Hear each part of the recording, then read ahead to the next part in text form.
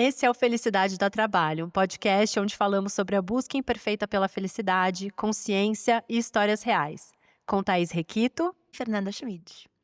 Muito obrigada, pessoal, por estar aqui acompanhando a gente. Sejam bem-vindos de volta à nossas minissérie agora, né, sobre os vilões da felicidade. No último episódio, a gente falou sobre ansiedade. Para quem não ouviu, volta lá, é o episódio 14 aqui dessa primeira temporada. E hoje a gente vai falar sobre um outro vilão muito, muito comum, acho que na vida de todo mundo, que é a solidão. A solidão, ela é um dos vilões, assim, mais sorrateiros, né, da felicidade. Ao contrário da solitude, que é quando a gente escolhe realmente estar só, ter um momento só nosso, a solidão, ela é uma dor mesmo, é uma dor emocional que é causada por essa falta de conexão. E o mais curioso é que a gente pode estar se sentindo sozinho, né, mesmo quando a gente está cercado de gente. Você pode estar no meio de um monte de pessoas, talvez até um monte de gente que você considere amigos, né, colegas de uma sala do trabalho, etcétera, mas você pode estar se sentindo profundamente só. E hoje a solidão ela é considerada uma epidemia, mas é uma epidemia silenciosa. Os dados mostram que a solidão está crescendo em todas as faixas etárias, mas ela tem afetado especialmente as pessoas mais jovens. Numa era que a gente está hiperconectado, né, digital, através do digital e com 1 milhão de amigos nas redes sociais, as nossas relações elas estão cada vez mais superficiais, cada vez menos a gente está conectado de verdade. E você sabe, Fê, que enquanto eu estava preparando o roteiro, né, os pontos para a gente conversar aqui hoje, eu me emocionei várias vezes, porque a solidão foi um aspecto bem marcante e significativo da minha vida em várias fases diferentes. Talvez a pior de todas tenha sido na adolescência. Eu tinha muita dificuldade de fazer novos amigos, eu mudei de escola várias vezes, conforme nossa situação financeira foi piorando, eu fui mudando para escolas que a gente conseguia pagar, até que eu fui estudar numa escola estadual, e eu tinha muita dificuldade de fazer novos amigos, especialmente porque eu fui mudando de contexto algumas vezes, e isso foi bastante marcante na minha vida, então eu entendo bastante desse sofrimento e dessa dificuldade de a gente ser feliz quando a gente sente essa solidão. Vou falar mais sobre isso ao longo do episódio, conforme a gente for se aprofundando, mas acho que é importante a gente trazer aqui uma definição, sobre solidão, né, o que é. Você já falou que não é a mesma coisa do que solitude, quando a gente está sozinho por escolha, então se eu vou fazer um retiro ou se eu estou curtindo minha própria companhia, um dia à noite depois do trabalho ou um final de semana inteiro, isso é uma escolha. Isso não me causa sofrimento, isso ao contrário pode até potencializar a minha felicidade, mas quando a solidão passa a ser um vilão, quando ela representa essa desconexão real ou percebida, que é diferente de estar sozinho por escolha. Então eu posso de fato não ter com quem contar, não ter nenhuma pessoa para me conectar, ou eu posso perceber que eu tô desconectado das outras pessoas, ainda que eu tenha milhares de seguidores e amigos e pessoas com as quais eu tô conectada na rede social, por exemplo, como a Fernanda falou. E é importante a gente diferenciar, né, essa definição de solidão de quando a ciência fala sobre a solidão. Então, a ciência vai trazer esse olhar de que é essa discrepância entre as conexões sociais que a gente precisa e aquelas que a gente tem, né. Então, em alguma forma, em algum nível, é subjetiva e está relacionada à qualidade das conexões e não à quantidade, né. Então, esse é um aspecto científico, mas quando a gente fala da gente mesmo, né, como é que a gente sabe que a gente está sozinho? É aquela sensação de que a gente está carregando o mundo nas costas, né, que se a gente desaparecer amanhã, talvez ninguém se importe, né, ou que a gente é invisível, né. E pode parecer um pouco forte falar essas frases aqui, porque talvez elas não ressoem com você, mas essa é a realidade de muitas pessoas que se sentem muito desconectadas e com um entristecimento muito profundo. Sabe, tá, que tem diferentes tipos de solidão, né. Tem e acho que daria pra gente separar aí em 3 principais. Um primeiro é a solidão emocional, íntima, né, que é a falta de um confidente, de um parceiro, alguém com quem você tem uma conexão ali um para um mesmo, sabe, assim, como um marido, um namorado, um parceiro, uma pessoa com quem você tem um contato muito, muito próximo. Um segundo tipo de solidão é a solidão relacional, social. Muitas vezes você até tem um parceiro, mas você não tem outras amizades de qualidade, você não tem outras pessoas com quem contar na sua vida. E um terceiro tipo de solidão é uma solidão que ela é coletiva, que é quando você sente que você não pertence a um determinado grupo ou uma determinada comunidade. Isso acontece muito, por exemplo, quando você e agora depois da pandemia, que as pessoas não estão mais indo fisicamente para o escritório, muita gente mudou de emprego no meio da pandemia e começou a trabalhar já remoto com gente que nunca viu. Por mais que tenha, assim, uma série de vantagens do trabalho remoto, você ao não estar ali dentro de um grupo, é mais difícil, principalmente para quem entrou depois, pertencer àquele grupo, né, ou pertencer àquela comunidade. Então é um tipo de solidão que acontece de uma forma quase que, ela é coletiva mesmo, né, você tá num grupo, mas você não se sente parte dele. E tem diversas causas, né, esses diferentes tipos de solidão, eles têm diversas causas, mas acho que um principal e o que potencializa a dor da solidão é o estigma ligado à solidão, né. O fato de você admitir que você tá sozinho, que você se sente sozinho, já é visto de cara como uma fraqueza, né. É, e isso é um aspecto muito importante, porque, eh, parece que a gente não é gostável, assim, né, quando a gente não tem amigos ou não tem conexões, parece que a gente tá quebrado, que tem alguma coisa de errado com a gente. E aí a gente tem dificuldade de assumir pra gente mesmo que a gente tá sozinho e talvez trabalhar, na direção de cultivar novas relações, né. Então, a gente pode pensar em solidão e talvez imaginar aquela pessoa que está ali sozinha no canto da festa, numa cadeira isolada de todo mundo, mas a solidão no nível individual, ela pode se manifestar de várias formas diferentes. Isso pode ser manifestado como raiva, como irritabilidade, até como dependências, como violência em alguns casos, né, quando a gente fala nesse sentido da comunidade, né, a gente não está vivendo tantas guerras e polarização ao redor do mundo à toa. A gente vai falar mais sobre isso, mas, eu queria voltar nos tipos de solidão que você falou, antes de a gente falar sobre outras causas sociais, porque,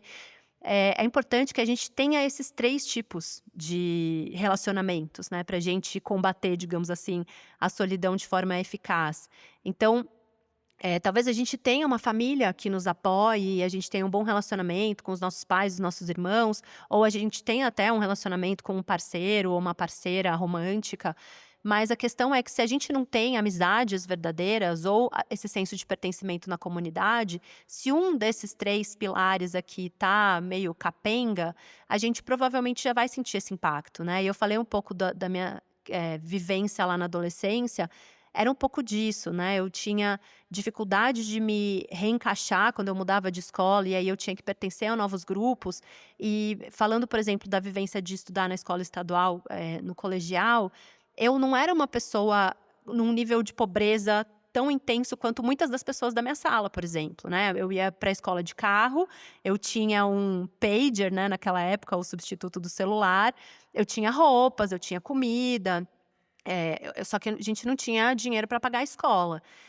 Outras pessoas lá da minha escola, elas muitas vezes nem iam para a escola, porque não tinham dinheiro para pagar o ônibus, né. Então, assim, era uma realidade muito diferente da minha. E aí essas pessoas me viam como uma pessoa muito diferente, como se eu não fosse pertencente àquele lugar. E eu também não sabia muito bem como me encaixar ali, né. Então eu sofria muito bullying e eu era muito, excluída, assim, de certos grupos ou de certos eventos. E muitas vezes eu passava o recreio, né, o intervalo, no banheiro sozinha, ficava sentada, fechava a portinha, assim, ninguém ia me ver, ninguém ia vir mexer comigo. Eu nunca falei sobre isso publicamente, né, mas era extremamente triste, né, essa situação de você estar num lugar com centenas de pessoas, né, dentro da sua sala e outras pessoas de outras salas, e você não conseguir encontrar uma pessoa com quem se relacionar.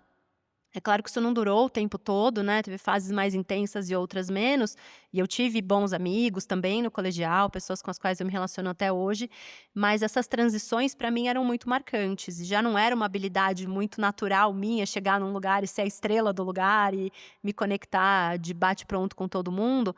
Então, assim, eu entendo muito essa dificuldade, sei da importância de a gente estabelecer relacionamentos nos vários contextos em que a gente está inserido, né, seja no trabalho, seja na escola, seja na nossa comunidade, no prédio que você mora, e para além da família, né, que a gente já falou, dos relacionamentos mais próximos. Então, é importante a gente lembrar, né, desses 3 pilares e para que a gente esteja atento e percebendo que talvez a gente esteja se sentindo, assim, emocionalmente miserável, né, deprimido, muito triste, e talvez o que esteja faltando é a gente estabelecer vínculos em alguma dessas áreas. Quando a gente pensa em carreira também, essa ideia de você pertencer a um grupo faz muita diferença. Ao longo do tempo você vai crescendo na carreira e você sente que ainda você pertence, mas eventualmente quando você chega numa posição de liderança, você também percebe o quanto é sozinho, né. Acho que a gente ouve muito isso em depoimentos de CEOs, em depoimentos de presidentes de empresa, o quanto a pessoa se sente sozinha, apesar de estar ali na cadeira que é o sinônimo de sucesso, de status, de reputação, etcétera, ela tá sozinha lá em cima, não tem com quem contar, porque todo mundo que tá ao redor, eh, tá numa posição de alguma forma subordinada àquela pessoa, e sempre, assim, com uma suspeita de que tenha um interesse, né. Eu tenho uma história que pra mim foi muito marcante, quando meu pai se aposentou, ele era o presidente da empresa, né, uma empresa pequena aqui no Brasil, mas ele era o presidente da empresa, e ele tinha muitos amigos com quem ele almoçava todo dia, e todo dia alguém queria almoçar com ele, né. Pra ele era um momento muito importante do dia, aquela pausa para o almoço com os amigos do trabalho. E depois que ele se aposentou, teve lá um almoço de despedida e na primeira semana, na segunda semana, ele sentiu o impacto da solidão. Por quê? Porque ele começou a perceber que aqueles amigos não nem todos eram amigos, alguns ficaram e se mantêm presentes aí até hoje, mas tantos outros, eles estavam ali mais por interesse, mais por comodidade, mais porque realmente você tem contato com as pessoas que você trabalha ali todo dia, né, interage, e quando ele não estava mais fazendo parte daquele ambiente, ele sentiu essa solidão. Então, é uma solidão que acontece, às vezes, quando você tá numa determinada cadeira ali rodeada de gente, mas também quando você sai e você percebe que não necessariamente aquelas pessoas estavam ali porque estavam querendo estar com você, né, e talvez estivessem mais querendo estar com o seu, crachá ou com aquilo que você representa. Essa foi uma das coisas mais impactantes para mim quando eu fui empreender, né. Então, primeiro quando eu saí do meu trabalho e mudei de país para estudar, uma coisa completamente diferente, eu me lembro que no começo eu sonhava com as pessoas do trabalho, assim, com os meus amigos, com as pessoas do dia a dia, e eu sentia muita falta dessa troca, né. E depois trabalhando, empreendendo e trabalhando como autônoma por vários anos, eu sentia muita falta dessa conexão mesmo com as outras pessoas, né, de trocar ideias. Então eu estava sempre ali como a especialista, então eu estava dividindo os meus aprendizados, aquilo que eu tinha, acumulado de experiência e conhecimento ao longo da vida, mas poucas pessoas estavam ali para trocar comigo de verdade e saber como eu estava, né. A maioria das vezes as pessoas queriam compartilhar os seus problemas, as suas dificuldades, as suas dores para que eu pudesse, eh, talvez, transmitir uma palavra de conforto, né, ou alguma prática que pudesse ajudar. Então, falando dessas causas sociais e culturais da solidão que a gente começou a falar antes, você tinha comentado esse estigma, né, de a gente admitir que a gente se sente só, tanto para a gente quanto para os outros, até para que a gente possa estabelecer quais são os passos necessários para a gente trabalhar com uma solidão e construir, conectar, criar novos vínculos, né, com outras pessoas. Mas tem um aspecto cultural também da hiperindependência, né, como se o sucesso fosse baseado nessas conquistas externas, né. A gente já falou aqui sobre as conquistas, a motivação extrínseca, né, como se dinheiro, status, reputação, poder, isso fosse a definição de uma vida feliz. E aí a gente passa muito tempo correndo atrás de tudo isso e muitas vezes competindo com as pessoas que poderiam ser nossos amigos e pessoas com as quais a gente poderia contar, e esquecendo de que a felicidade, na verdade, está mais movimentada por aspectos intrínsecos, né, sobre como a gente se conecta com os outros, como a gente ama e é amado, sobre como a gente, faz o bem, é altruísta, enfim, vários outros aspectos que a gente já comentou aqui, né. Então esse crescimento, da polarização também, né, que a gente vê acontecendo cada vez mais, né, então eu gosto de X, você gosta de Y, então a gente não pode ser amigos, né. Então, ou certo eu tô certo e você tá errado, né. Então, faz com que as pessoas sejam cada vez mais individualistas, e isso é muito impulsionado pelas redes sociais e pela desinformação. A gente tem, trabalho de alguns especialistas muito importantes, talvez o que vale a pena a gente mencionar aqui é o Jonathan Haidt, que se tornou muito popular aqui nos últimos anos no mundo inteiro, um grande embaixador, de a gente perceber os impactos e o perigo das redes sociais na saúde mental, especialmente dos jovens, adolescentes. Ele traz alguns gráficos, assim, muito impactantes que mostram as taxas de suicídio, ansiedade, depressão entre os jovens, que foi crescendo paralelamente ao uso das redes sociais. Então, certamente naquele universo, né, das redes sociais, a gente tem muitas pessoas disseminando conteúdos que são perigosos e que fazem com que a gente se sinta pertencente a um determinado grupo, né, o que acha certo X ou Y, mas que a gente não consiga se conectar com as pessoas na realidade, no mundo real, né. Então, por meio da tela, a gente perde essa resposta, essas dicas de qual é a reação da outra pessoa, né. Então se eu, tô sentada num restaurante, eu não vou atravessar o restaurante inteiro e ir numa outra mesa falar pra uma pessoa que eu acho o cabelo dela ridículo. Mas numa rede social, como a pessoa não tá ali ao vivo me dando alguma resposta, eu posso escrever num comentário: "Que cabelo ridículo", né. E aí essa pessoa, eu não tô vendo a reação dela, se ela ficou chateada, se ela queria, de repente, me dar um soco na cara, como se eu fosse falar uma coisa pessoalmente para uma outra pessoa. Eu não tenho que lidar com as consequências imediatas, e muitas vezes a gente perde esse senso da conexão humana, né, de que tem uma pessoa ali do outro lado daquela tela de vidro que a gente está interagindo, que vai ter que lidar com aquele comentário que a gente jogou ali ao vento, né. Ah, e tem uma coisa também, tá, que eu acho que é super importante da gente comentar, que é quando você tem uma relação no mundo real, né, uma relação fora ali das telas, se existe um problema entre os dois, a gente não simplesmente cancela a pessoa, a gente não simplesmente desiste daquilo. A gente, de alguma forma, precisa, né, ouvir, perdoar, trabalhar no relacionamento, se esforçar ou, porque a conexão existe, porque a pessoa tá ali, física, real, do seu lado. Quando a gente está no mundo virtual, é muito fácil a gente desistir das coisas, né, é muito fácil a gente cancelar, bloquear, "não quero mais ouvir isso, tira isso da minha frente", muitas vezes pra gente se proteger, porque aquilo realmente é alguma coisa que tá fazendo mal, mas ao mesmo tempo também a gente não faz o esforço que a gente deveria fazer e que a gente precisa fazer quando a gente fala de conexões na vida real. E isso vai deixando a gente cada vez mais isolado também, né, porque se, todo mundo que fala alguma coisa que eu não concordo, ao invés de tentar ouvir, tentar entender o porquê daquela pessoa, qual é a perspectiva que ela está trazendo, tentar entender o que o 6 às vezes é 9, né, de outro ponto de vista, o 6 pode ser um 9. Se você não precisa fazer isso, porque é muito fácil simplesmente você bloquear, desfazer amizade na rede social, espera aí, você vai tirando tudo que não te agrada do seu mundo de contato, né, e quando você vê, você tá sozinho. E tem um estudo que eu acho super interessante, que fala exatamente sobre isso que você está trazendo, que é basicamente pega pessoas, assim, e coloca dentro de uma máquina de ressonância magnética, né, para ver o que está acontecendo ali, as ondas cerebrais, e aí eles, colocam imagens na frente dessas pessoas para ver como é que o cérebro delas responde a determinadas classificações, digamos assim, né. E nesse caso é um estudo que usa religião, mas tem vários outros que foram feitos até com times de futebol, né, então eles basicamente colocam uma mão na frente dessa pessoa sendo espetada por uma agulha, e aí eles vão perceber, de acordo com como o cérebro dessa pessoa reage, se essa pessoa está sendo empática, né, ou seja, se conecta, se comove pela dor do outro, ou o contrário, né, ou se aquele senso de bem feito, dane-se você. E aí, conforme eles vão atualizando uma etiquetinha na mão da pessoa, né, uma pulseirinha dizendo se ela é de uma religião ou de outra, quando é uma pessoa que faz parte da minha religião, eu tendo a ter uma resposta mais empática em relação a ela do que se ela for de uma religião que não tem nada a ver com o que eu acredito.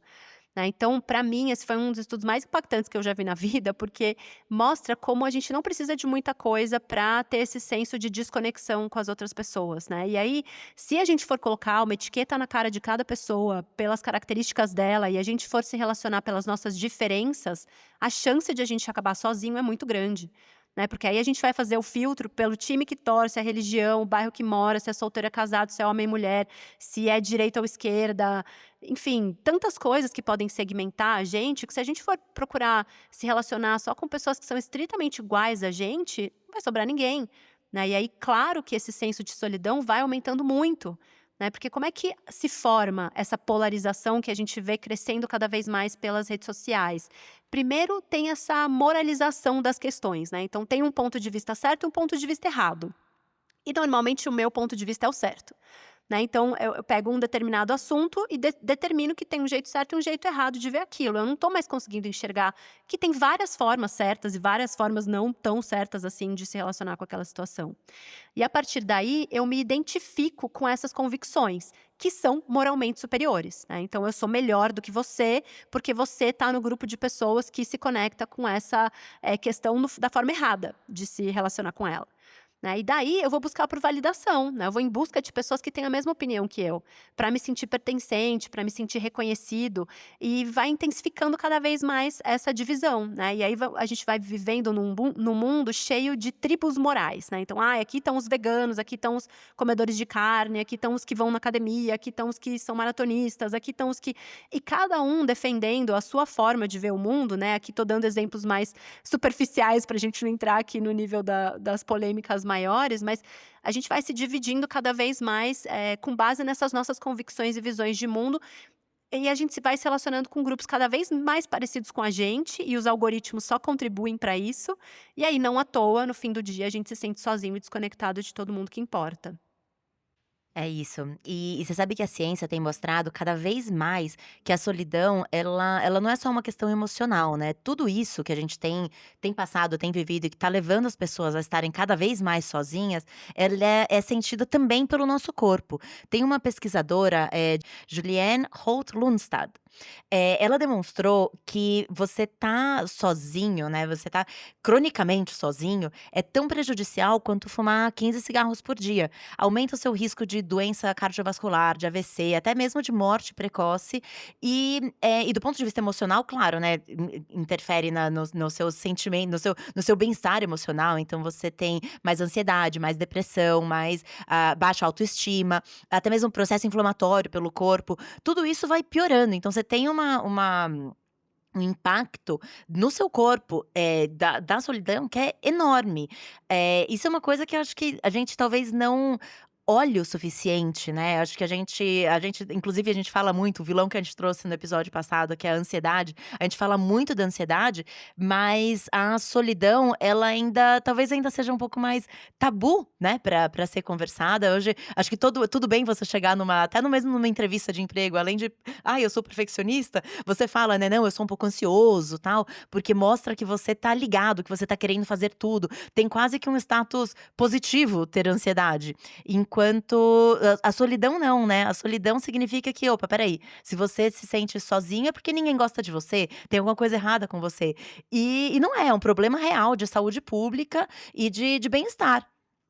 É o fator de risco, né, para várias doenças, como você falou, né, de declínio cognitivo à depressão, à hipertensão, enfim, passando por várias questões. E já alguns especialistas vêm falando de forma mais enérgica sobre a importância de a gente trabalhar a saúde social também, né. No último South by Southwest, o SXSW, a gente teve vários palestrantes importantes, renomados, falando sobre a importância de a gente e para além da saúde, física, que a gente já fala há anos, né, os 10.000 passos por dia, a musculação, que a gente já falou também no episódio sobre vitalidade,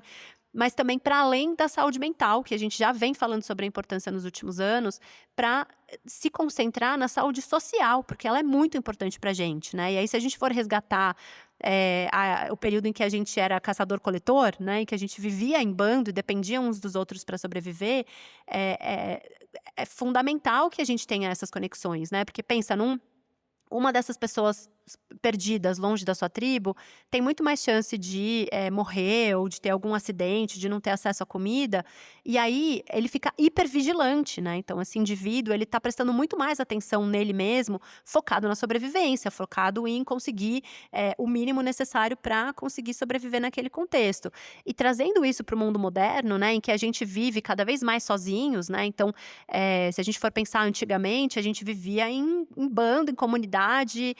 em vilas, né, enfim, a gente ia se amontoando lá, várias pessoas, várias famílias iam morando cada vez mais juntas e agora, no mundo globalizado, eu, por exemplo, o meu marido é filho único, ele mora aqui no Brasil, a família dele tá lá na Itália, né, os amigos dele, as pessoas com as quais ele estudou na escola, na faculdade, enfim, ele teve que restabelecer, criar novos vínculos. Então,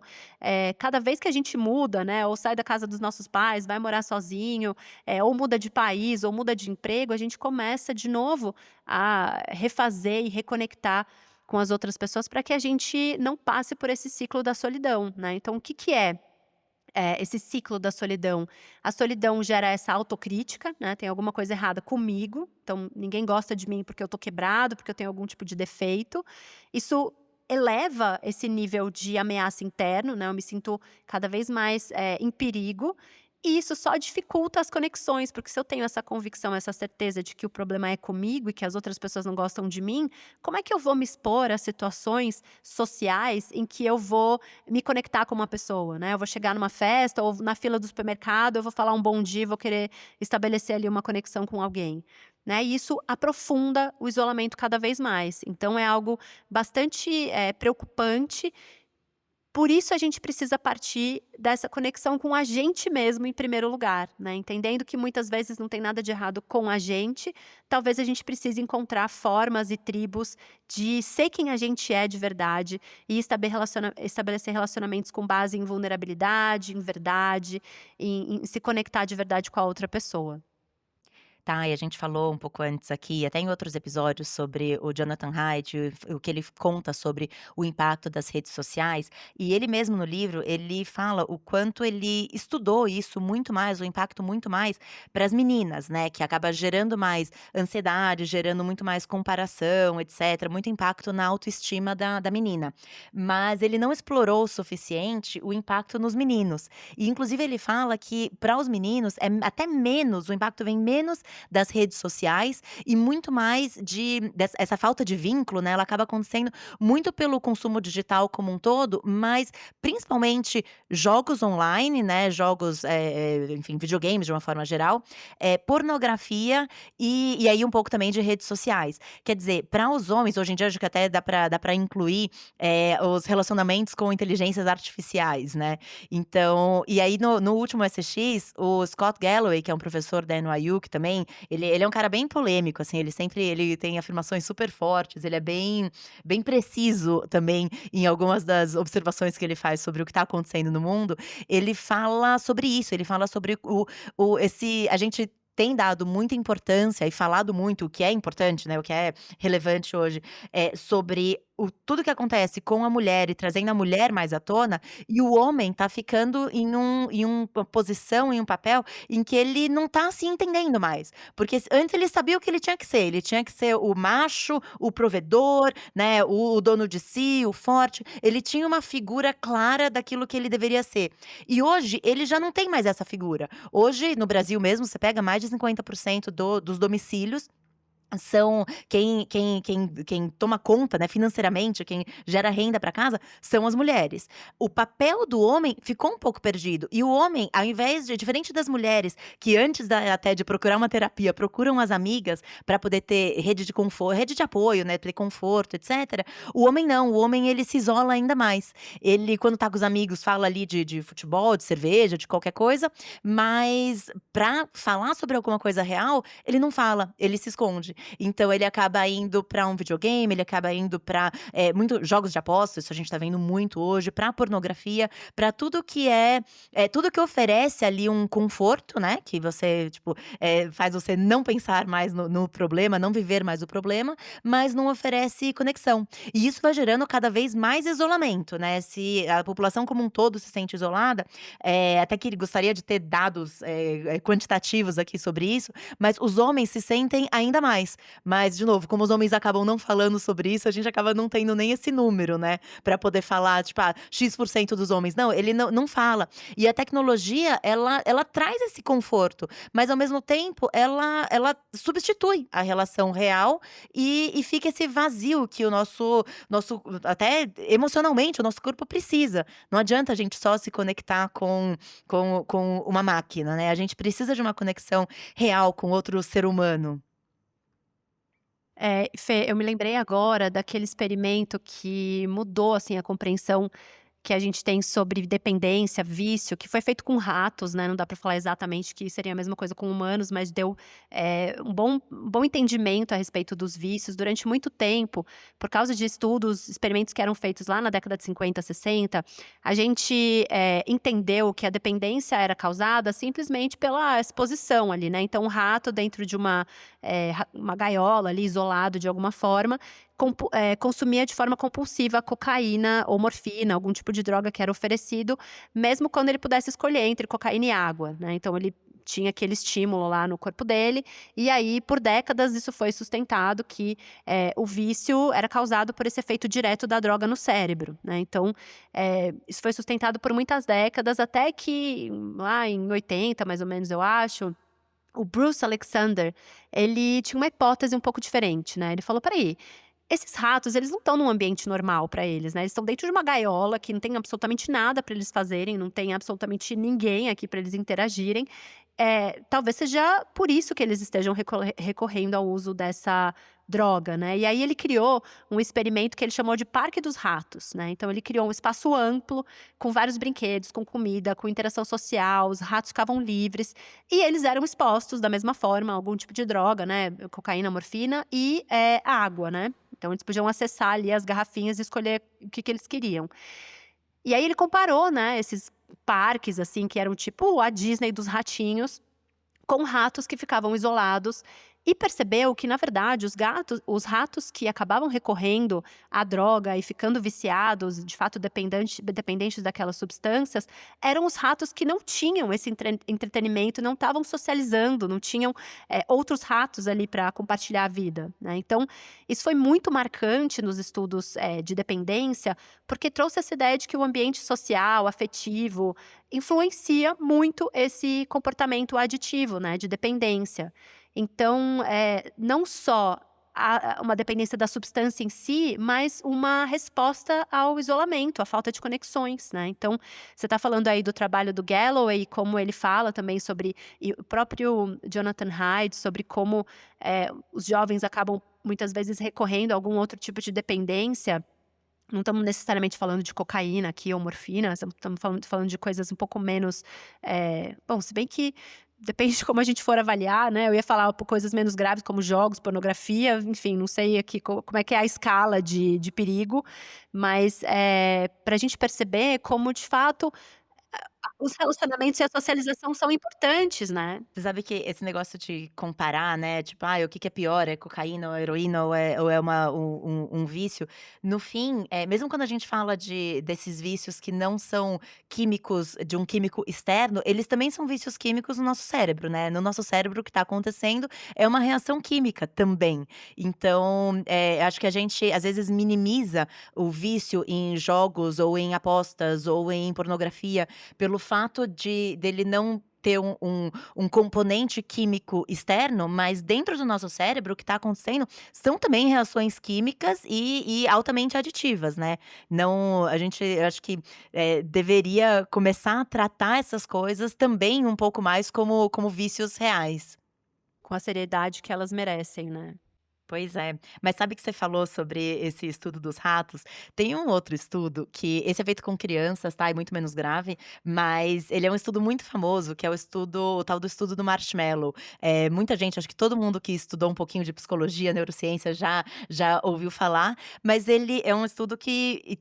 tenta entender com crianças pequenas ali de 3, 4 anos, você coloca um marshmallow na sala, deixa a criança com o marshmallow e fala: "Você pode comer um marshmallow agora, ou você pode daqui daqui a 15 minutos, ganhar 2 marshmallows. E é um teste para você entender o quanto a criança tem autocontrole, né. E aí um pedaço das crianças, as que aguentam segurar e não comer o marshmallow na hora, para comer os 2 marshmallows dali a 15 minutos, elas mais pra frente, 10 anos depois, elas têm resultados muito melhores de nota, etcétera, comportamento, enfim. E esse é um estudo que já foi replicado diversas vezes, né, em vários formatos diferentes, cada país adapta ali, às vezes não é marshmallow o que a criança vai querer comer, mas é algum outro tipo de doce. Mas é um estudo que, sim, é super comprovado que, a criança que consegue aguentar e esperar o segundo marshmallow, né, esperar o tempo para poder ganhar o segundo marshmallow, ela tem um desempenho futuro melhor em todas as diferentes áreas da vida. Mas aí tem um experimento muito curioso que fizeram em cima desse, que tem tudo a ver com essa questão da conexão, que é colocar 2 crianças na sala. E quando você coloca as 2 crianças na sala e faz essa mesma promessa para elas, a primeira impressão, né, ou a primeira o que você imagina é que não, agora que estão as 2 crianças, certeza que elas vão comer o marshmallow agora, né, porque elas estão juntas lá, vão aprontar, a criança não sei, e o que acontece é exatamente o contrário. O fato delas estarem juntas, delas terem uma meta em comum de ganhar mais marshmallows no futuro, faz com que mais crianças se segurem, né, e se contenham e tenham mais autocontrole. Então, esse eu acho um resultado, assim, super interessante de falar assim: "Nossa, olha como é importante esse papel da conexão, né, de você ter ali alguém junto com você, até mesmo quando a gente tá falando de ganhar um marshmallow futuro, né, tá. É incrível, né, esse estudo. E a gente pode perceber por nós mesmos, né. Eu posso dizer aqui que sem nenhuma dúvida a fase da minha vida que eu mais comi, calorias vazias, assim, carboidrato, doce, e que eu mais usei redes sociais foi quando a minha filha nasceu. Que era um período em que eu passava muito tempo sozinha, né, então noites afora, que eu estava ali com um bebê e não tinha muito com quem conversar, e mesmo durante o dia, no período de licença maternidade, eu ficava com ela bastante tempo sozinha, né, eventualmente tinha uma visita, uma rede de apoio, alguém que vinha e tal, mas, eu acabava comendo muito mais de forma compulsiva e usando redes sociais por esse senso de ter algum prazer vindo de algum lugar, né, porque a solidão era muito intensa. Né, e aí eu demorei um tempo para reparar que isso estava acontecendo, né, porque eu pensava: "Ah, eu tô com tanto sono e aí eu vou comer um doce que vai me ajudar a ficar aqui mais desperta". Ou eu tô aqui acordada de madrugada amamentando, vou checar as redes sociais, porque assim eu me distraio. Mas acabava sendo um uso compulsivo que não estava me fazendo bem. Né, e aí eu demorei para notar isso e para depois escolher hábitos mais saudáveis, como, por exemplo, falar com as minhas amigas que estavam em licença maternidade ou até participar de grupos de WhatsApp de mães que estavam ali planejando programas, né, com as crianças, frequentar mais aqui as coisas atividades do meu condomínio. Então eu pude procurar, algumas opções que eram mais saudáveis, mais benéficas para mim, quando eu me dei conta, né, então, de novo voltando para aquele estigma, né, assim, quando eu me conectei comigo mesma e percebi o que estava acontecendo, quais eram os escapes que eu estava buscando por esse senso de estar ali sozinha há muito tempo, apesar de estar com um bebê, mas assim, não conversava com ela, né, ela não me respondia, não me dava ali muito feedback na hora. Isso de fato mudou muito a minha relação tanto com a maternidade quanto com esse comportamento compulsivo que eu percebi de forma mais intensa nesse período. Aí esse período, assim, acho que do puerpério, mesmo depois quando a criança vai crescendo e você acaba tendo uma agenda que vai muito ao redor da criança também, né, da hora da aula do balé, do buscar na escola, de como você consegue, organizar a sua vida de trabalho e sua vida pessoal, os finais de semana que todos têm aniversário, festinha, etcétera. Eu acho que falando disso, a gente já entra aqui num terceiro ponto aqui da nossa conversa, que é quais são esses caminhos para essa reconexão com a gente mesmo e conexão com outras pessoas. E quando a gente fala da maternidade, um dos grandes caminhos é essa questão de comunidade, né, de você estar junto com outras mães que têm os mesmos tipos de problema, que também estão com o bebezinho ali na fase dos 3 meses da cólica, ou a criança que está correndo pela casa porque e você não sabe se você coloca alguma coisa para proteger as quinas, se é para deixar cair, ou o que tem que fazer, né, tipo, o quanto você protege, o quanto não. Você você estar numa comunidade com outras pessoas que estão passando pelo mesmo momento, é uma coisa que é super importante. Acho que é por isso que a gente tem visto tanto, assim, comunidades de mães, mesmo quando a gente fala, assim, de grupo de WhatsApp da turma da escola, sabe, eu vejo muito o quanto,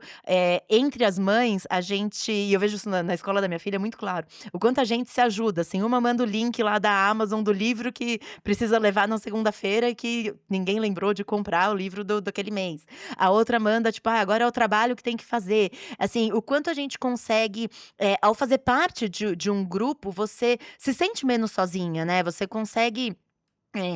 o quanto mais você alimenta isso, melhor é pra você e para o grupo também, né, claro. Mas você fazer parte de uma comunidade faz muita diferença, e essas comunidades, eu acho que uma coisa que a gente sente muito, é o quanto elas vão mudando ao longo da vida, né, dependendo da fase que a gente tá. É claro que tem gente, quando se fala de religião principalmente, tem gente que entra numa determinada comunidade e se mantém naquilo, né, durante muitos anos, muitas vezes a vida inteira. Mas, você não precisa necessariamente só pensar em igreja, né, para poder falar de relacionamento, de comunidade, de pertencimento. Muitas vezes você pode pertencer ao grupo de mães da escola, você pode pertencer ao time de vôlei, você pode pertencer a diferentes grupos, e isso faz muita diferença nesse seu senso de nessa ideia, assim, nessa sensação de você não estar sozinho, né. Tem um estudo que eu adoro, que foi feito com passageiros do trem e basicamente eles pediam para as pessoas, eles dividiam em vários grupos, né, para ter o controle e tal. Mas um dos grupos, eles pediam para as pessoas intencionalmente interagirem com alguma pessoa no trem, né, então, e aí eles tinham alguns marcadores ali que eles acompanhavam, né, o quanto a pessoa achava que essa interação ia ser desagradável, porque: "Putz, eu nem conheço essa pessoa e aí eu vou ter que interagir com alguém do nada". Então, e aí depois, de fato, como tinha sido essa interação, né, eles avaliavam as pessoas antes e depois, elas preenchiam um questionário. E as pessoas que intencionalmente interagiram com outras pessoas no trem, comparadas com pessoas que simplesmente seguiram a sua vida e não fizeram nada diferente, elas performaram melhor nesses indicadores de bem-estar, de felicidade, depois dessa interação, apesar de terem previsto que seria muito ruim interagir com uma outra pessoa, né. Então, a maioria das vezes, né, você tá sentado num trem ou você tá no elevador de um prédio, você tá numa fila de supermercado de um banco, você não interage com a outra pessoa, porque muitas vezes você pensa: "Ai, o que que a pessoa vai achar? Vai achar que eu sou meio intrometido ou chato ou sei lá, talvez a pessoa seja chata e aí eu não vou gostar dessa interação, vou ficar com vergonha". Então muitas vezes a gente não consegue avaliar de forma muito assertiva, qual vai ser o resultado de uma interação com alguém, e aí a gente acaba recorrendo ao telefone, né, a gente vai ler o feed de uma rede social, ou vai, sei lá, ler e-mail, e a gente perde oportunidades ao longo do dia de fazer essas conexões que acabam sendo benéficas pra gente, porque nós somos seres sociais, né, a gente, cresceu, se desenvolveu, evoluiu para viver em bando. E aí as relações, né,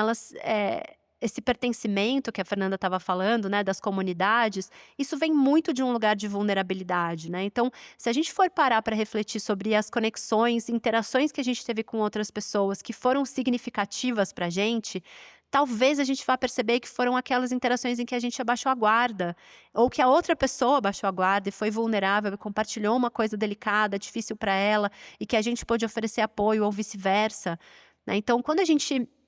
tá nessa bolha da vergonha, né, de: "Ah, eu tô com vergonha de mim mesmo", ou "Tenho vergonha de interagir com a outra pessoa", a empatia não acontece, né, porque eu tô muito autocentrado, eu só tô pensando em mim mesmo, tô conectado com tudo que tá se passando dentro de mim, os meus problemas e tal, e eu deixo de me conectar com a outra pessoa de uma forma que pode fluir para um relacionamento significativo. E aí a gente só fortalece o isolamento, quando na verdade a gente poderia, enfatizar, né, essa importância de a gente ser autêntico nas relações, para romper esse silêncio, né, olhar no olho, dar um primeiro sorriso e permitir que uma interação de qualidade possa acontecer. Pois é, e quando a gente fala de relações, eu acho que a gente tem que pensar sempre em como manter as relações antigas, né, e acho que isso eu tenho o exemplo dos meus pais, que é um exemplo muito forte, assim, eles até viajaram recentemente para fora do país, com 2 casais de amigos que se conhecem desde antes de eu nascer. Quer dizer, tem mais de 40 anos aí de amizade entre os casais, e eu acho que é uma coisa muito forte, mas assim, essa ideia de você manter as relações antigas e você cultivar, apesar das diferenças, né, dos diferentes caminhos aí que a vida vai tomando, você sempre voltar nessas relações antigas, acho que é uma coisa que é muito importante. Um segundo ponto é você, cultivar também essas relações que talvez sejam um pouco mais superficiais, mas que pelo menos te deixam um pouco mais conectado com o mundo, né, então o bom dia para o vizinho, é o ajudar alguma coisa ali dentro do condomínio, da igreja ou o que quer que seja, mas algum lugar onde você, tenha algum nível de contato com as pessoas. E também a gente está aberto a relações, novas, né. A gente tanto se abrir para conhecer pessoas novas, quanto a gente ir atrás de conhecer pessoas novas, né. Esse exemplo que você deu do trem, eu acho que é uma coisa que quando a gente fala assim: "Nossa, mas eu vou chegar numa pessoa e perguntar, né, e começar a, sei lá, não se eu perguntar alguma coisa sobre a vida dela, ela não vai me achar intrometido ou, né, meio fora de lugar, a gente fica desconfortável ao se aproximar, assim, de outras pessoas, mas é uma coisa que no fim a gente percebe que traz também, né, esse nível de essa sensação de conexão e também a importância da gente se abrir. Na turma da escola da minha filha, e eu acho que as crianças elas sempre trazem isso de uma forma muito bonita, né, mas tem uma menina que ela é chinesa, e ela entrou na escola mal falando português, assim, faz 2 anos que ela tá na escola com a minha filha, os pais são chineses e vieram da China, expatriados aqui, e eu sei que é uma das melhores amiguinhas ali da minha filha. E às vezes elas estão conversando, a gente nem entende. Eu não sei se é porque ela tá falando alguma coisa em chinês, ou se é porque elas estão imitando um unicórnio, ou se elas estão querendo brincando de outra coisa, ou qual que é o diálogo ali que tá acontecendo. Mas a criança ela é sempre tão mais aberta, né, a receber, né, a conhecer outras pessoas, a criar essas novas conexões. Eu acho que é uma coisa também pra gente se inspirar. Principalmente a gente aqui que tá, né, mora em São Paulo, mora numa cidade grande, etcétera. Quando vem gente de fora, dificilmente essa pessoa cria conexão de cara, né. Se a pessoa não veio fazer a faculdade aqui em São Paulo, os amigos acabam sendo os amigos do trabalho, né, e vão tendo essas relações, assim, que acabam sendo mais superficiais, porque a gente não se abre. Então eu acho que fica também um convite aí para que a gente se abra para conhecer novas pessoas, estabelecer novas, conexões, ligações.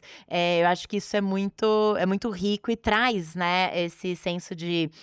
pertencimento, de conexão que falta tanto hoje em dia. E essa vida social que a gente quer e que é tão importante para reduzir os efeitos do estresse tóxico, para aumentar a nossa resiliência, para criar uma vida com mais felicidade, mais bem-estar, mais sentido para a gente mesmo, começa com pequenos passos, com pequenas escolhas diárias que a gente pode fazer, estando presente, se mostrando vulnerável, cultivando gentileza. E relembrando aquela experiência que eu contei da minha adolescência,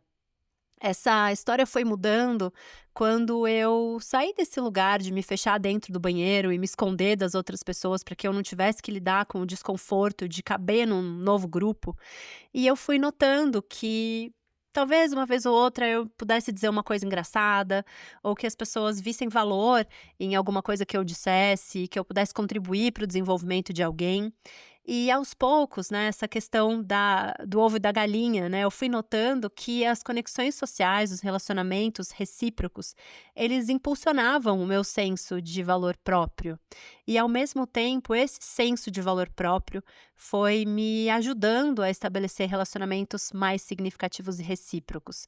Então a gente pode fazer pequenos experimentos no nosso dia a dia e talvez em algum grupo a gente se sinta mais confortável que em outro, viajar sozinho, fazer atividades sozinhos diferentes das habituais, pode ser bastante útil nesse experimento. Eu me lembro também de ter feito muitas viagens sozinhas quando eu era mais nova,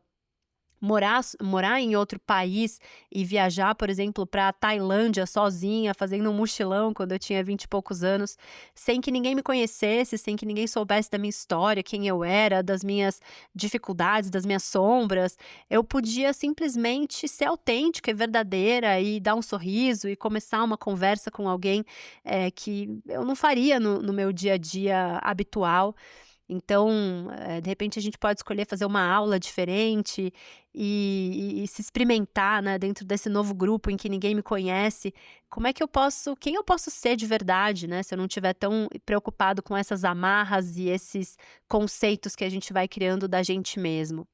E um outro aspecto que eu acho que é importante pontuar é que nem sempre é fácil de a gente estabelecer um vínculo com uma pessoa, e às vezes isso se dá porque a gente está se relacionando com ela a partir das nossas diferenças, né? A gente está se relacionando com essa pessoa a partir daquelas etiquetas que a gente vai colocando, dos filtros que a gente faz. E se a gente olhasse para essa pessoa dando um passo para trás e percebendo que ela, assim como a gente, está em busca de felicidade, está em busca de uma vida com mais significado, que essa pessoa também tem pelo menos algum aspecto que a faz ser possível de ser amada por alguém, seja por um pai, pela mãe, por um vizinho, por um companheiro ou um filho.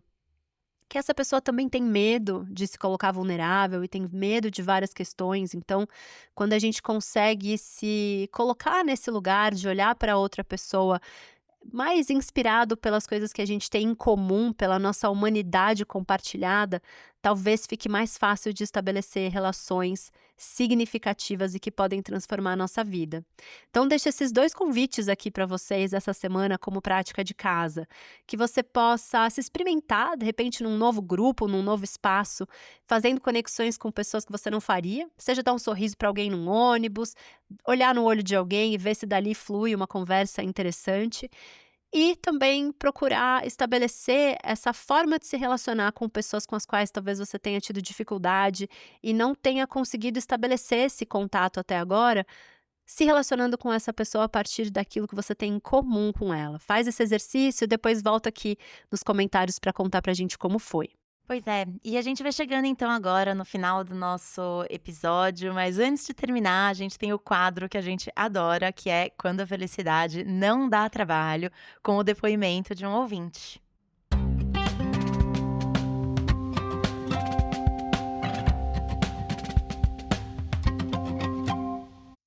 Aqui é Paulo Schmidt, eu sou administrador de empresas e aposentado. Felicidade, para mim, é o resultado daquilo que você construiu e pôde controlar. Felicidade é ter a família por perto e bem. Felicidade é acordar na praia e decidir se vai cuidar do jardim ou arrumar alguma coisa que precisa reparo. Tudo sem pressa e quando a vontade vier.